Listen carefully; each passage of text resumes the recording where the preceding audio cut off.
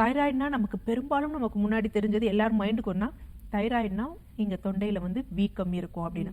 So அந்த சித்த மருத்துவத்திலையும் என்ன அப்படின்னு பாத்தீங்கன்னா முன்கழுத்து கழலை அப்படின்னு.